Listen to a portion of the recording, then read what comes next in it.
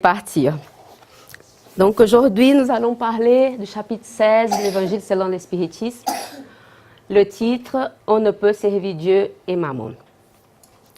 Donc on va d'abord donner la définition de Mammon. Dieu, on sait, hein? Première question du livre des esprits. Qu'est-ce qu'est Dieu? Intelligence toute suprême. Cause première de toutes choses. Hein? J'aime bien parler. Quand interagir quand je parle. Hein. Alors, Mammon, je vais lire ici, je pense que ce n'est pas facile. Je peux enlever mes lunettes, comme ça je vois mieux. Dans le Nouveau Testament, richesse matérielle ou avarice, souvent personnifiée en divinité et parfois incluse dans les 7 princes de l'enfer. Donc, on voit, on personnifie. Hein. Il y a Dieu, et puis c'est Dieu-là de la richesse qui, dans la Bible, c'est dit Mammon. Une deuxième définition, fortune considérée comme mauvaise influence. Ensuite, nous allons lire ensemble la parabole, parce que notre sous-thème, c'est se garder de l'avarice. Alors un homme lui dit du milieu de la foule, « Maître, dites à mon frère qu'il partage avec moi la succession de ce qui nous est échu. » Mais Jésus lui dit, « Homme, qui m'a établi pour vous juger ou pour vous faire vos partages? » Puis il leur dit, « Ayez soin de vous garder de toute avarice, car en quelque abondance qu'un homme soit, sa vie ne dépend point des biens qu'il possède. » Il leur dit ensuite cette parabole. Il y avait un homme riche dont les terres avaient extraordinairement rapporté, et il s'entretenait en lui-même de ses pensées. « Que ferai-je, car je n'ai point de lieu où je puisse serrer tout ce que j'ai recueilli. Voici, dit-il, ce que je ferai. J'abattrai mes greniers et j'en bâtirai des plus grands, et je mettrai toute ma récolte et tous mes biens. Et je dirai à mon âme, tu as beaucoup de biens en réserve pour plusieurs années. Repose-toi, mange, bois, fais bonne chère. » Mais Dieu, en même temps, dit à cet homme, « Insensé que tu es, on va te reprendre ton âme cette nuit même. Et pour qui sera ce que tu as amassé? C'est ce qui arrive à celui qui amasse des trésors pour soi-même et qui n'est point riche devant Dieu. » Saint Luc, chapitre 12, versets 13 à 21. Quand j'ai lu cette parabole, j'ai pensé on veut toujours une cave plus grande. J'avais une petite cave avant, puis je rêvais d'une cave plus grande. Quand j'ai vu ma nouvelle cave, j'ai dit « Waouh, j'ai une très grande cave, c'est super. Maintenant, je veux une cave plus grande. » Parce qu'on met tout le temps des choses dedans. On est tout le temps en train d'amasser des choses, des choses qu'on va peut-être utiliser, peut-être pas. On laisse là-bas au cas où. Et c'est comme ça qu'on fait dans notre vie, avec toutes les choses qu'on va voir possibles. Pour expliquer et pour essayer de comprendre un peu ce que Jésus a voulu dire avec cette parabole, j'ai choisi 3 textes où Emmanuel commente ce même verset, puis il leur dit « Ayez soin de vous garder de toute avarice, car en quelque abondance qu'un homme soit, sa vie ne dépend point des biens qu'il possède. » En fait, Emmanuel, il a fait 4 textes en parlant de ce même verset. J'en choisis 3 que je trouvais qui va un peu plus avec ce qu'on a envie de discuter ce soir, de réfléchir. Et puis, le premier texte, c'est du livre Chemin, vérité et vie, chapitre 165. Il s'appelle « Bien l'extérieur ». Alors, on va lire. Je n'ai pas tout traduit, je n'ai pas tout mis le texte, parce que c'est grand, et puis après, ça peut être fatigant de lire tout le temps. La parole du Maître est toujours une grande source de réflexion qui touche à tout ce qui concerne l'activité humaine. Un homme pourra retenir d'importantes sommes d'argent, mais qu'en fera-t-il? Il pourra exercer largement son autorité. Néanmoins, comment s'y comportera-t-il? Il pourra disposer de nombreux biens. Pourtant, de quelle manière utilisera-t-il? Il aura beaucoup de projets élevés. Mais combien en réalise-t-il? Il aura écrit des milliers de pages. Et quelle aura été la substance de son œuvre? Il pourra avoir vécu de nombreuses années d'existence dans son corps physique. Toutefois, qu'aurait-il fait de son temps? Il pourra avoir de nombreux amis. Mais comment se serait-il conduit au regard des affections qui l'entouraient? Donc, Emmanuel nous pose quelques questions par rapport à des biens qu'on ne pense pas toujours. C'est très facile à penser à des biens matériels, à de l'argent, comment on va faire ou pas. Mais j'ai choisi pour donner des exemples, des choses un peu plus compliquées à trouver. Par exemple, quand il parle il aura écrit des milliers de pages. Donc, quand on pense à des biens, on pense toujours à des choses qu'on peut toucher. Mais certaines personnes ont comme bien le pouvoir d'écrire. Et qu'est-ce qu'ils ont ces pages parfois? On voit des livres, on voit des personnes qui sont très engagées pour faire des films, des chansons, mais ce sont des choses qui n'ont aucune instruction, qui en fait vont inciter à la violence, à utiliser la drogue. On voit des jeunes qui ont comme culte de certains artistes et puis ils s'y droguent en pensant à certains artistes. Il y a même un livre qui s'appelle, un livre en portugais, je l'ai lu, j'étais adolescente, il s'appelle Roqueiro no Além, un rocker dans l'au-delà. Et c'est un livre qui raconte la vie d'un artiste au Brésil, il paraît qu'il a existé vraiment là-bas, comme il était mal de se réveiller de l'autre côté et de voir des jeunes qui s'y droguent, qui boivent en écoutant ces chansons, et puis tout d'un coup il s'est dit mais qu'est-ce que je fais? Parce qu'il a incité, il avait un très grand pouvoir parce qu'il écrivait des choses magnifiques, mais finalement certains jeunes utilisaient sa culture et sa facilité pour s'y droguer. Donc on voit beaucoup. Hein? Donc certaines choses vont inciter l'orgueil, vont inciter la vanité. Et ça, c'est plus compliqué et on ne pense pas à ça. Quand on pense au bien, on ne pense pas à ça. On pense toujours à des choses un peu plus matérielles. Et puis, c'est très intéressant aussi de voir que, comme a dit Ève, quand on passe dans l'au-delà, on est ce qu'on était là. On ne va pas changer, on ne devient pas quelqu'un de bien. On ne va pas devenir un ange parce qu'on est parti. Donc, on a décédé et puis quelqu'un, tout d'un coup, le chanteur, l'écrivain qui était super, il ne devient pas un ange quand il passe dans l'au-delà. Donc, le Christ, il voulait vraiment, avec cette parabole, nous faire regarder d'un sens un peu plus large de la chose. Hein. Le deuxième texte, je m'excuse déjà. J'ai fait moi-même la traduction parce que je n'ai pas trouvé ce texte en français. C'était vraiment compliqué de traduire parce que traduire Herman, je peux vous dire que c'était pas facile. Alors, à commencer par le nom du livre, qui est en portugais, j'ai mis comme ça, c'est Ceifa de Luz. Le verbe ceifar, en portugais, il y a plusieurs définitions. Et une des définitions, c'est récolter. Et donc, je me suis dit que peut-être c'est récolte des lumières, mais je ne sais pas. Hein. Et puis, le texte s'appelle, j'ai mis aussi recours. On verra. Peut-être que ça va, moyen, ça c'est recursos en portugais. Si vous ne comprenez pas quelque chose, m'arrêtez et puis on va essayer de comprendre ensemble.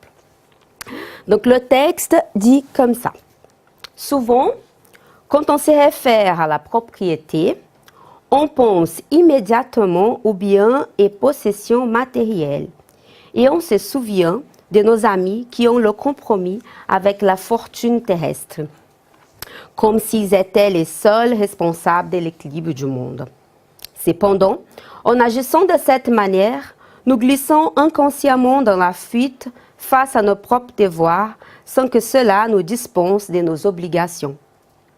Symboliquement, nous avons tous des fonds à mouvementer.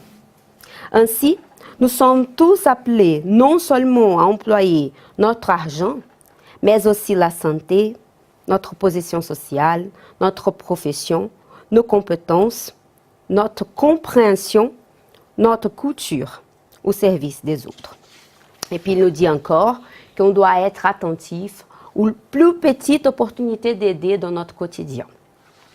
Quand on parle des fonds, quand j'ai discuté de ça avec Mike qui m'a aidé à traduire ce texte, il m'a dit, mais des fonds? J'ai dit oui, des fonds, parce que c'est des choses matérielles.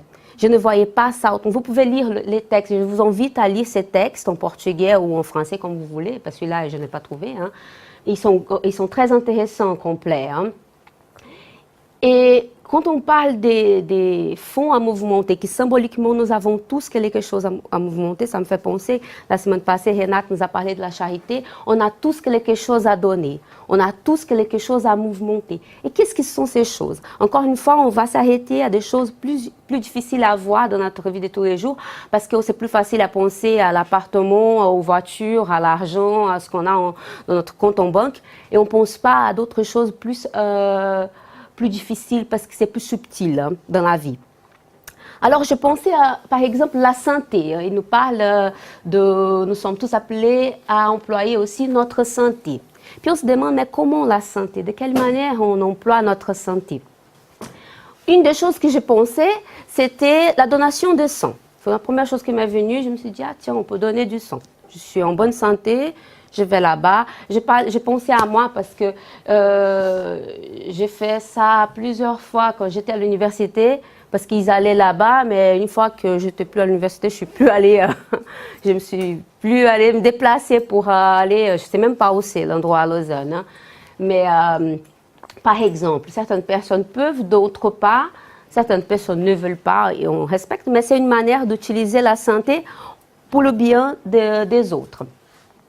Puis j'ai pensé en faisant la réflexion par rapport à ça, aussi, quand on est dans la rue, si on voit une personne en chaise roulante, si on voit qu'elle est dans une situation difficile, de l'aider dans un bus. Je sais qu'en Suisse, il faut faire peut-être gaffe, hein, parce que ici, j'ai déjà eu des choses assez intéressantes parce que j'étais une fois dans le bus assise et je vois une dame âgée, que je voyais qu'elle avait du mal et puis je me suis levée pour qu'elle s'assoie et puis elle n'était pas contente. Hein. Alors, ah non, je n'ai pas besoin. Non, elle n'était vraiment pas contente. Je pense qu'il doit avoir des choses assez rigolotes dans le TL. Mais ce qui était intéressant, c'est que si cela arrive, de ne pas prendre ça pour soi. C'est pas contre nous. Parce que chacun a une histoire. Hein. Si la personne n'accepte pas notre aide, nous, on ne peut rien faire. C'est très important à ne pas juger, déjà. Et puis, à la susceptibilité. Voilà, c'est ça. Ne pas être susceptible si cela nous arrive. Parce qu'on a tous le droit de dire non. Hein, donc, je donnais l'exemple d'une personne âgée ou d'une personne en chaise roulante, mais ça peut être à la maison, hein, quand on a dans notre famille, nos parents, hein, et etc. Mais très important, parce qu'ici, culturellement, ça peut arriver que les autres ne veulent pas de notre aide. Mais c'est culturel. Au Brésil, c'est mal vu si on ne se lève pas de la chaise dans le bus pour donner la place à une personne, mais ici, c'est délicat. Mais voilà. Après, une autre chose que je trouvais intéressante, c'est quand il parle de la compréhension. Avoir la compréhension en abondance, c'est un bien, la compréhension. J'ai réfléchi, mais de quelle manière la compréhension? Je pensais à deux choses. Et là, je vais donner un exemple pour que ça soit plus clair. Je pensais à une maman qui vient de perdre un papa, ou des parents, qui vient de perdre un enfant. La douleur qu'il ressent. Dans un premier temps, quel est le type de compréhension que nous allons donner? La compréhension de la révolte de l'autre, par exemple. Dieu ne m'aime pas, pourquoi il a fait ça, je ne méritais pas. On comprend, il souffre. Et quelle est la deuxième partie de la compréhension? C'est dans un deuxième temps de donner notre compréhension du monde spirituel. Parce que nous, on comprend déjà. Mais ça ne veut pas dire que la douleur, elle va être plus petite que celle de la maman qui ne comprend pas. Hein. Ce n'est pas du tout ça. Parce que je ne veux même pas imaginer ce qui ressent un père, une mère qui perd un enfant. Mais pour nous, Spirit, c'est le moment de donner notre témoignage, de montrer ce qu'on croit vraiment qu'on sait que la vie continue. Et une personne qui n'a pas encore cette compréhension, on peut dans un deuxième temps, respectant le temps de la personne, de donner cette compréhension que nous avons déjà. Une autre chose que j'ai pensé aussi, ce sont les compétences. Là, les compétences, nous avons tous, dans n'importe quel domaine. Chacun de nous, nous avons tous des compétences, des choses qu'on sait faire. Et je pensais, pour être un peu plus, pour donner un exemple un peu plus clair, je pense qu'ici, il n'y a pas des francophones, on est tous des étrangers, en tout cas incarnés, hein. Mais on sait qu'est-ce que c'est arriver en Suisse. On arrive, on ne connaît rien, on ne sait pas qu'est-ce qui s'y passe, on ne connaît rien. Comment on peut? Donc nous sommes là déjà depuis 2, 3, 15, 20 ans pour certains ici, même plus. On a des compétences dans le pays déjà. On connaît le système de santé, on connaît le système de bus, on sait les choses, on connaît. Qu'est-ce qu'on peut faire? Au centre spirit, j'ai entendu une personne qui dit qu'il vient d'arriver. On va vers la personne avec humilité et dire « Ah, mais est-ce que je peux t'aider? Le système de santé ici en Suisse, c'est compliqué à comprendre. On peut s'asseoir, boire un café, je t'explique parce que je connais. » Ou bien « Ah, tu sais qu'il là, en Suisse, il y a des cartes pour le bus, on paye par mois. » D'expliquer un peu comment ça marche. Ça a l'air bête, mais ça peut rendre service, mais vraiment. Ah, tu sais, je connais une école des Français, c'est une association, on ne paye pas. Il existe plusieurs associations. Il y a des associations où la femme peut aller avec son petit et renseigner les gens. Là, je parle des choses pratiques, hein, parce qu'on est là, mais on peut voir des compétences dans notre travail, qu'est-ce qu'on fait, ou dans notre vie de tous les jours. Pour les jeunes qui sont là à l'école, avec les collègues, avec les copains, j'ai compris ça, est-ce que tu as besoin on va boire un café et puis je t'explique. D'être à l'écoute de l'autre et pouvoir l'aider si il le permet, il se le veut, parce que deux choses très très importantes que j'ai remarqué aussi en étudiant, qu'on a besoin quand on propose notre aide à quelqu'un, c'est l'humilité, en premier lieu, toujours. L'humilité. Parce que c'est le limite entre l'arrogance et le savoir est très proche. Donc très attention quand on va donner notre savoir à ne pas être arrogant, à ne pas être prétentieux et se croire plus important que l'autre. C'est pas du tout ça le but. Le but, c'est vraiment d'aider avec beaucoup d'humilité. Et bon sens. Pourquoi bon sens? Parce que parfois la personne ne veut pas. Il faut être attentif à ça aussi. Si elle ne veut pas, c'est son droit. Je ne veux pas m'en mêler, envahir la vie de l'autre sans qu'il le veuille. Il ne veut pas, il ne veut pas, avec beaucoup d'amour, sans après se sentir mal, hein, il n'a pas voulu de mon aide, parce que là, on laisse l'orgueil nous monter. Hein. Donc, c'est pour ça l'humilité. Ça, c'est très important. Et le bon sens. Autre chose aussi dans le bon sens, ce n'est pas fait à la place de l'autre. Ce n'est pas ça le but non plus. On n'est pas là pour faire pour la personne, on va l'aider dans cette démarche, dans cette progrès. Donc ce que je sais déjà faire, je vais le passer avec amour et avec humilité. Donc ça c'est très important, ces deux choses que je pense, hein, pour moi je pense que c'est très important. Après, on a un troisième texte. Ce troisième texte, je fais aussi moi la traduction. Il existe en français, mais je n'ai pas le livre. Et puis au centre, il n'y avait pas non plus, donc j'ai traduit moi-même. Et je m'excuse déjà si tout d'un coup, ce n'est pas très clair. Dans ce troisième texte, Emmanuel, il vient nous rappeler les préjudices de l'avarice. Donc les deux autres, on parle des types d'avarice, hein, en quoi on peut être avare, donc plusieurs choses. De celui-là, il est en train de nous dire les préjudices. Pourquoi se garder de l'avarice? Pourquoi être avare n'est pas bien? Donc, c'est dans ce texte-là, il est grand. J'ai traduit une toute petite partie et on va lire ensemble. Toute avarice est une centralisation malsaine qui vise la souffrance. Beaucoup de personnes dominées par le virus de l'avarice ont énormément gagné en fortune, autorité et intelligence.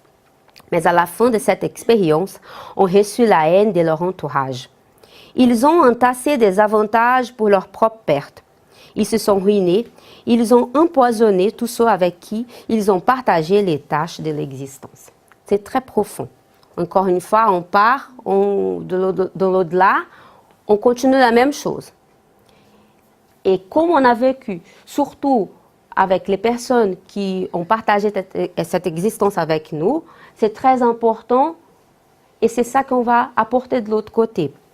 On voit de l'avarice dans la famille, dans les familles, des parents qui sont avares avec ses enfants, avares d'amour, avares de l'argent, parce qu'on voit hein, des parents qui travaillent parce qu'ils veulent laisser je ne sais pas quoi pour leurs enfants, mais ils n'ont pas donné d'amour, ils n'ont pas passé du temps ensemble, ils n'ont pas fait des choses ensemble. Et puis à la vieillesse, il y a des enfants qui ont appris quoi? Que l'argent est très important, donc on va se bagarrer pour avoir la fortune, on laisse nos parents comme ça et puis on ne s'occupe pas. Et c'est un cercle vicieux qui n'en finit pas. Et quand c'est une chose est liée à l'autre. Hein. On parle de ne pas avoir, ne pas être avare des choses non matérielles, mais qui est avare avec des choses matérielles, il l'est avec tout le reste, parce que ça va avec. Si je ne pense pas à donner de l'argent, je ne vais pas penser à donner mon temps. Hein. Ça, c'est sûr. Hein. Si je n'arrive même pas à donner ce que j'ai en plus matériel, je ne veux pas penser à demander à l'autre comment ça va au boulot, est-ce qu'il a besoin de quelque chose. Parce que je suis égoïste quand je pense comme ça. Donc ça, c'est un point qui est très important aussi à réfléchir. Mais c'est juste pour dire qu'on n'a pas besoin d'être riche pour être avare. C'est ce que disait Emmanuel dans le texte précédent. Symboliquement, nous avons tous des fonds à mouvementer. Parce que si on pense que c'est que les riches, on se dit, c'est pas mes affaires. Je pense qu'ici, peut-être hein, qu'il y en a qui ont des millions là-bas dans les banques, mais si on pense que c'est que ça, on enlève notre responsabilité dans le monde. Et puis on laisse ça que sous le dos de ces gens-là. Et ce n'est pas le cas. Et c'est ça qu'Emmanuel vient nous expliquer un peu plus du texte de Jésus, hein, de ce qu'elle a dit Jésus. Le texte, non, parce que Jésus n'a pas écrit. Hein. Donc, il y a une autre chose aussi qu'on parle, c'est de l'autorité. Il parle beaucoup d'autorité, quelqu'un qui a beaucoup d'autorité. On voit des patrons qui ont la haine de leurs employés, quoi. Les gens les détestent. Là, le patron, quand il arrive... ce gars-là, le chef, personne l'aime et il est détesté parce qu'il est très autoritaire, voilà quoi. Donc une personne comme ça, il va entasser des choses négatives, il va empoisonner ceux qui sont autour de lui. Et puis nous, qui n'avons pas encore l'humilité de comprendre que l'autre, il ne sait pas encore comment il fait, on va aussi être fâchés. Et c'est de nouveau un cercle vicieux. Mais il faut toujours penser que ce qui fait l'autre ne dépend pas de ce que je vais faire moi. Hein, c'est son problème. Mais on n'arrive pas encore à faire cette différence. Il y a une chose que j'ai remarquée quand j'étais en train d'étudier, c'est que ce chapitre, il est entre le chapitre hors charité, point salut. On ne peut servir Dieu et maman. Et l'autre, soyez parfait. Et là, je vois vraiment une musique. C'est une belle chanson, une mélodie. On comprend la charité. On apprend l'importance de se détacher des biens matériels ou des biens extérieurs pour être parfait. Ce n'est pas par hasard que Kardec les a mis dans cet ordre. Bon. L'évangile, il n'y a rien que par hasard là-dedans. Quand on voit les chapitres, ils ont toutes une cadence, c'est très joli à voir. Et celui-là, c'est très intéressant. Quand j'ai écouté la semaine passée, qu'on était en train de parler, j'ai dit, il va parler tout ce que je vais parler la semaine prochaine, parce que finalement, il est où la limite entre le ne pas être avare et être charitable? Est-ce qu'il y a vraiment une différence?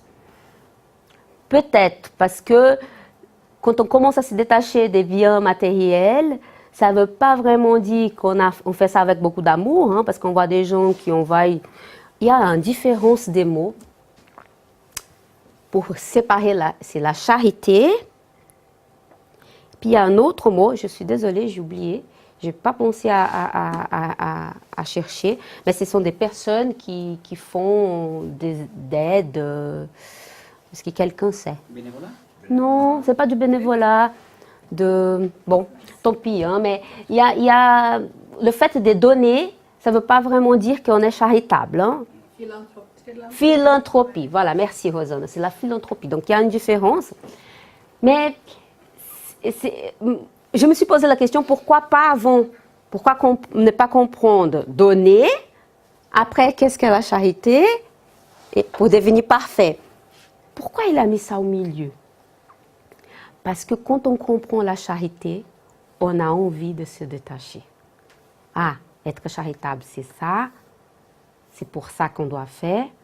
Ah, alors là, je commence. Ce n'est pas du jour au lendemain qu'on se détache des choses comme ça. C'est très difficile. Alors, je voulais vous laisser ce soir pour réflexion, parce qu'on arrive à notre fin. 2 questions. Je me suis posée, je me pose ces questions. Vous n'avez pas besoin de la répondre maintenant. Il faut répondre à vous-même. Peut-être ce soir même, peut-être dans une semaine, peut-être dans 3 ans, peut-être dans une autre incarnation. Mais essayez de répondre. Qu'est-ce que j'ai en abondance? Et en quoi suis-je avare? On a tous quelque chose en abondance. Réfléchissez ça, chez vous, tranquillement, pas trop pour ne pas... Et en quoi suis-je avare? C'est pour vous. Moi, je suis en train de réfléchir encore. Parce qu'on a toujours envie de dire qu'on n'a rien en abondance. On veut se plaindre tout le temps. Pourquoi je n'ai pas ci, pourquoi je n'ai pas ça? Mais on a quelque chose. Ça, c'est la question que je vous laisse comme réflexion de cette étude du chapitre « On ne peut servir Dieu et Mammon ». Et pour finir, une autre réflexion, c'est une phrase que je trouvais très jolie de l'abbé Pierre, c'est un prêtre français. Il dit « Le contraire de la misère, ce n'est pas la richesse. Le contraire de la misère, c'est le partage. » Et on sait que le misérable n'est pas seulement celui qui n'a pas d'argent. On voit des personnes très riches qui sont très misérables en amour, en paix, en famille, en tellement de choses. Et j'ai trouvé ça très joli. Le jour où on commencera à partager, le monde va petit à petit changer. Merci beaucoup.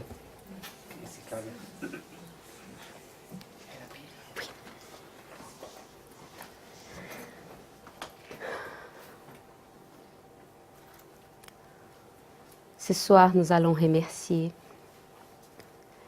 notre vie,